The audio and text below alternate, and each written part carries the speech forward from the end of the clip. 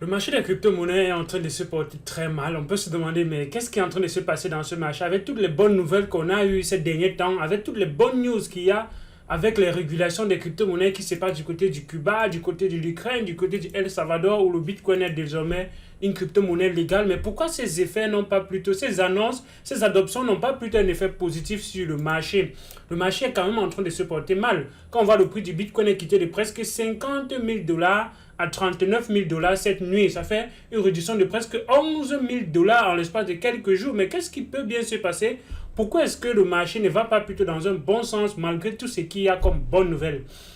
Les réponses sont un peu compliquées. Il y a plusieurs choses, il y a plusieurs événements qui peuvent faire en sorte que le marché soit en train de se porter mal. Et une des raisons, c'est que la crypto-monnaie n'est pas dans un écosystème tout seul. Il fonctionne avec d'autres marchés. Et alors, le marché des crypto-monnaies, peu importe ce qu'on est en train de dire là maintenant, c'est quand même corrélé aussi au marché des exchanges, à l'exchange, au marché des stocks, au marché des actions des différentes entreprises, des différentes bourses. Parce que quand ça se porte bien, les gens vont essayer de prendre les profits et aller essayer d'en faire encore plus et ils vont investir dans les crypto-monnaies, ainsi de suite, ainsi de suite. Donc, quand l'économie globale se porte bien, le marché des crypto-monnaies va aussi bien se porter. Et un des secteurs qui a, malgré que la crise ait chopé, ait frappé beaucoup de business, l'un des secteurs qui s'est encore bien porté pendant cette période, c'est l'immobilier. Et l'un des géants de l'immobilier dans le monde entier, c'est l'entreprise Evergrande qui est du côté de la Chine.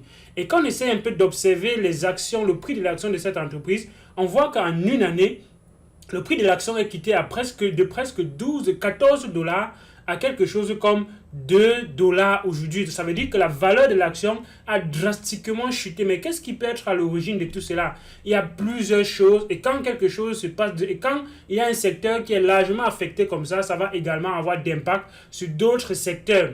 Donc, je peux penser que c'est quelque part la raison pour laquelle le marché des crypto-monnaies se porte un peu mal, parce que le marché des stocks se porte aussi un peu mal pendant cette période-ci. Dans plusieurs pays, le marché de l'immobilier, c'est une bulle spéculative. Je ne comprends pas comment on peut affirmer avec garantie que l'immobilier, c'est l'investissement le plus sûr, parce que ça prend uniquement de la valeur. Mais qu'est-ce qui fait que quelque chose prenne uniquement de la valeur et que ça ne chute pas? Qu'est-ce qui fait que quelqu'un, quand il achète une maison aujourd'hui, va forcément revendre plus cher? Pourquoi? C'est donc l'une des raisons pour lesquelles on a eu le crash financier de 2018, de 2008. Parce que comme c'est un investissement sûr, les gens vont emprunter de l'argent, les gens vont faire des emprunts, font des prêts pour investir dans quelque chose qui est sûr en espérant que ça ne perde pas de la valeur. Et alors, l'une des plus grosses entreprises qui a emprunté presque 300 milliards de dollars pour injecter dans son business est arrivée parmi les entreprises les plus grandes, c'est donc Evergrande. Et du côté de la Chine, le secteur de l'immobilier, c'est un secteur qui est tellement spéculatif. Durant cette période de Covid, on a eu plutôt une flambée des prix de l'immobilier. On ne comprend pas comment tous les secteurs ont mal performé, mais l'immobilier reste le secteur qui a quand même bien performé pendant cette crise. Les commerces se sont effondrés, plusieurs entreprises ont fermé, mais le secteur de l'immobilier était encore plus rentable parce que le coût des logements a augmenté. Et qu'est-ce qui fait en sorte que c'est un secteur qui prend uniquement de la valeur? Les gens peuvent bien se poser. Et alors, le gouvernement de Beijing a essayé un peu de fourrer le nez dans ça et d'essayer un peu de réguler le secteur pour un peu essayer de voir clair dans le secteur de l'immobilier parce que, voilà, ces géants-là, parfois, ils manipulent le marché, parfois, ils font des trucs. Et alors, l'entreprise Evergrande a été un peu forcée à un moment donné pour continuer parce qu'il y a encore plus d'investisseurs qui arrivent. Parce que quand les secteurs sont en train de se fonder, les gens vont quitter d'un business qui ne marche pas pour aller dans un business qui marche, et ainsi de suite. Ça fait qu'on injecte beaucoup d'argent. Et quand on injecte beaucoup d'argent dans un secteur, il faudrait forcément payer ces investisseurs parce que ce ne sont pas comme les crypto-monnaies. Quand tu injectes, si ça perd, tant pis. Parce que il n'y a pas de redevance derrière. Mais ce monde des actions, et dans les actions, tout investisseur, quand il investit dans une entreprise en prenant les parts, il doit forcément avoir des retours sur investissement. Et alors, à un moment donné, the world most indebted real estate is due to market interest payment. Donc, à un moment donné, ils ont eu un manque de moyens de payer tous les intérêts de ces différentes dettes. Environ 84 millions de dettes d'intérêts uniquement sur les dettes qu'ils ont. Ils payent 84 millions. Ça veut dire qu'il faudrait que ils récupèrent, en fait, ils récupèrent les bénéfices et que ça soit au moins à 84 millions pour payer uniquement les dettes. Et à un moment donné, il s'est avéré que c'était depuis un bon moment, c'est compliqué. Vous voyez comment le prix de l'action ne fait que chuter. Et alors, on peut se demander comment est-ce qu'ils vont faire pour survivre, comment est-ce qu'ils vont faire pour rembourser tous ces différents détails. Ça, c'est un article qui est assez intéressant.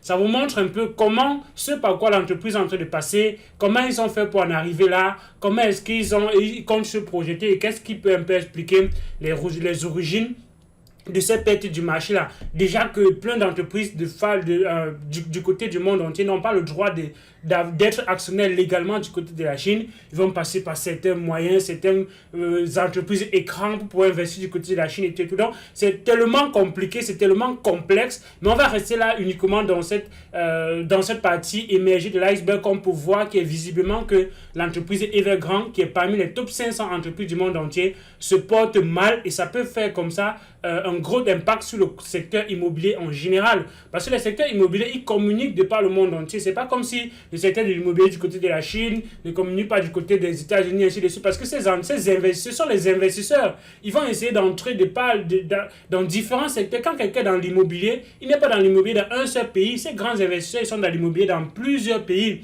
Du côté de l'Inde, du côté de la Chine, ils vont essayer d'aller où c'est le plus rentable possible. C'est ça l'investisseur, c'est ça l'investissement.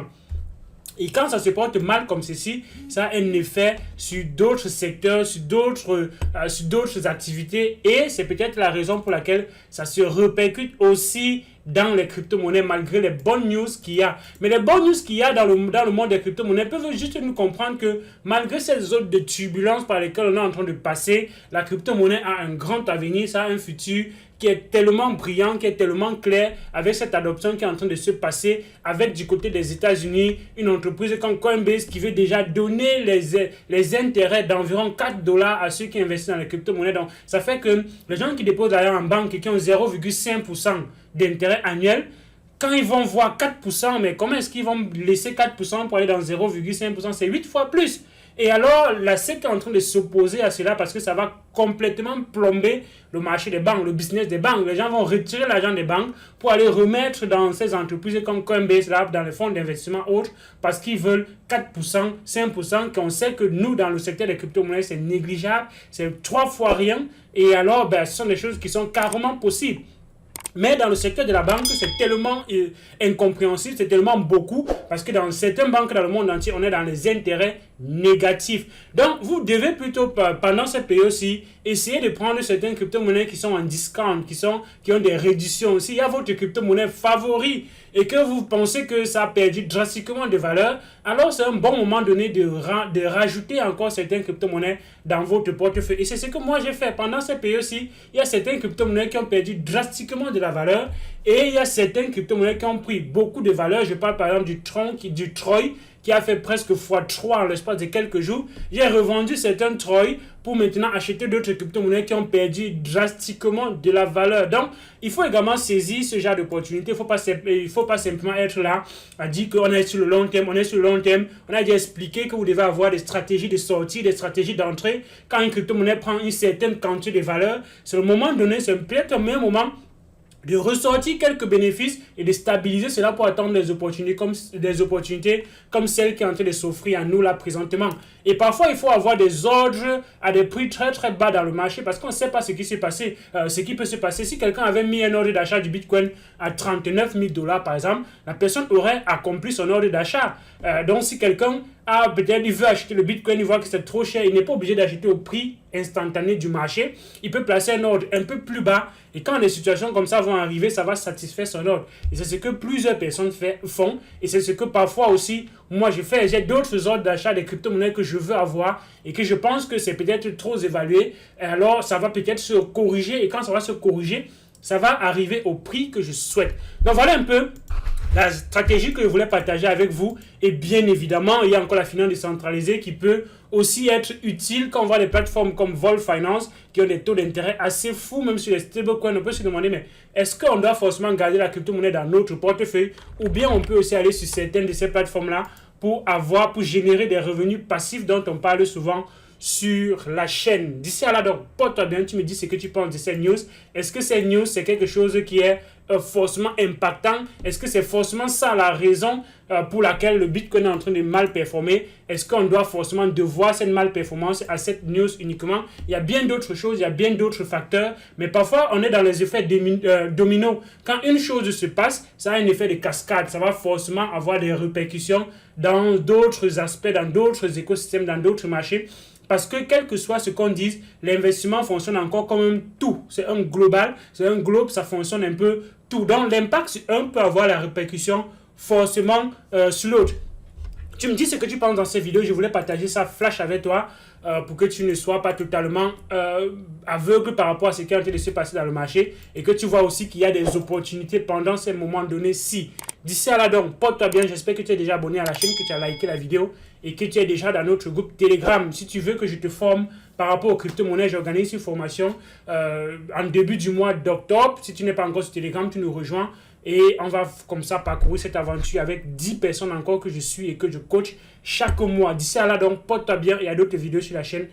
Ciao.